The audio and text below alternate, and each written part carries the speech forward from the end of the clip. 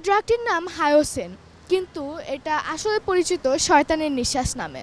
এটা তরলও হয় আবার পাউডারও হয়। আপনি হয়তো নিজের মতো রাস্তা দিয়ে হেঁটে যাচ্ছেন, তখন কেউ একজন আপনার কাছে এসে একটা বিজনেস কার্ড বা কাগজের টুকরো ধরিয়ে দিল।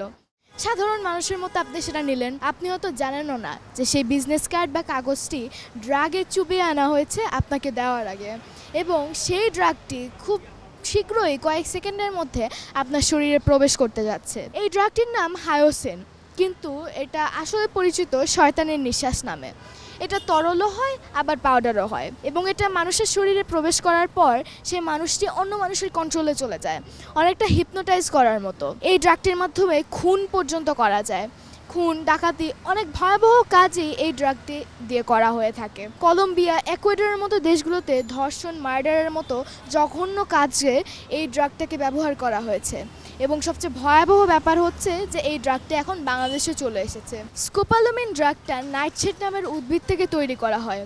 এটা প্রথম ড্রাগ হিসেবে ব্যবহার করা হয় দ্বিতীয় বিশ্বযুদ্ধের সময়। চিকিৎসায়ও কিন্তু এই ড্রাগটা ব্যবহার করা হয়, কিন্তু সেই ক্ষেত্রে এটা অবশ্যই এত ভয়াবহ কাজের জন্য ব্যবহার করা হয় না। স্কোপোলামিনের এফেক্টে পড়েছেন এর কিছু সিমটমের মধ্যে রয়েছে জ্বর, গলা শুকিয়ে যাওয়া, পানির পিপাসা পাওয়ার থেকে শুরু করে আস্তে আস্তে নিজের নিয়ন্ত্রণ ক্ষমতা হারিয়ে ফেলা। কারণ এই স্কোপোলামিনের আন্ডারে থাকলে আপনার মস্তিষ্কের সকল কাজের ক্ষমতা বা আপনার নিয়ন্ত্রণ ক্ষমতা সব কিছুই আপনার চলে যাবে। কেউ যদি আপনাকে বাসে, যানবাহনে কিংবা পাবলিক প্লেসে কোনো কিছু পান করাতে চায় বা খাওয়াতে চায়, তাহলে সেটা অবশ্যই খাবেন না।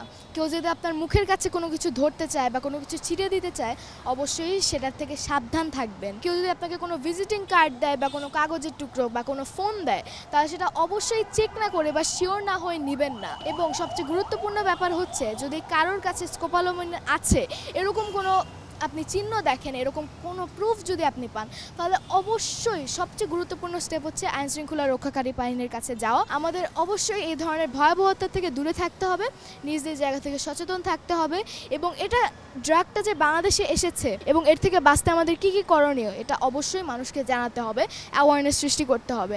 তাহলে কিন্তু আমরা এই ধরনের ভয়াবহ জঘন্য ক্রাইম থেকে বাঁচতে পারবো। সুভাষা ফায়েদ সিজদার, একটু ভাবুন, RTV, ঢাকা।